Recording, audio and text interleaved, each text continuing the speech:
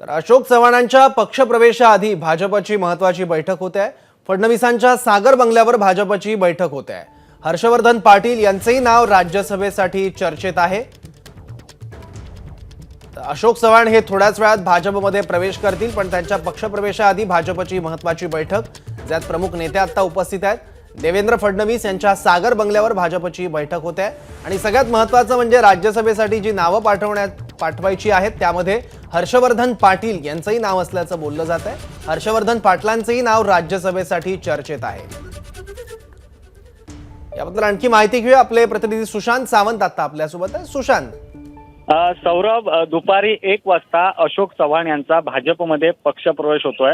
मात्र त्याआधी सागर बंगल्यावर म्हणजे देवेंद्र फडणवीस यांच्या निवासस्थानी भाजपची खलबतं सुरू आहेत, कारण संध्याकाळपर्यंत भाजपची राज्यसभेच्या उमेदवारांची नावं येणार आहेत आणि त्यासाठी भाजप प्रदेशाध्यक्ष चंद्रशेखर बावनकुळे असतील, देवेंद्र फडणवीस यांच्यात बैठक सुरू आहे आणि ही बैठक संपल्यानंतर 1 वाजता अशोक चव्हाण यांचा पक्षप्रवेश भाजपमध्ये होणार आहे। मात्र जी आपल्याला विश्वसनीय सूत्रांकडून माहिती मिळते त्यानुसार राज्यसभेसाठी पहिलं नाव जे असणार आहे ते अशोक चव्हाण यांचं आणि दुसऱ्या नावाची आता चर्चा सुरू झाली आहे। तशी बैठक देखील झालेली आहे। हर्षवर्धन पाटील हे दुसरे उमेदवार भाजपकडून असू शकतात, त्यामुळे अंतिम आता शिक्कामोर्तब जे आहे ते बैठक झाल्यानंतरच होईल आणि त्यानंतर दिल्लीतून अधिकृत यादी जी आहे ती राज्यसभेच्या उमेदवारांची येईल। मात्र आपण जर बघितलं असेल तर भाजपकडून एक वेगळी खेळी जी आहे ती खेळली जाते। राज्यसभेवर दिग्गज नेते पाठवण्याची भाजपची रणनीती आहे। आपण जर बघितलं असेल तर दोन्ही नेते जे आहेत ते पूर्वाश्रमीचे काँग्रेसचे नेते आणि जे मंत्री राहिलेले असे दोन्ही नेते आहेत,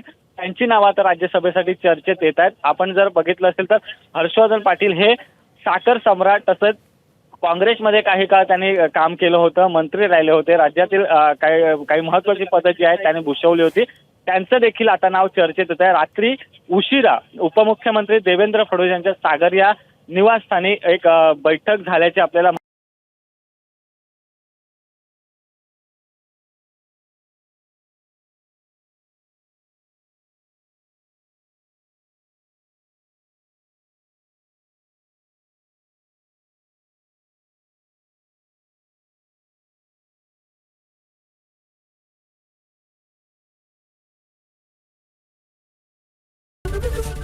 एबीपी माझा, उघडा डोळे बघा नीट।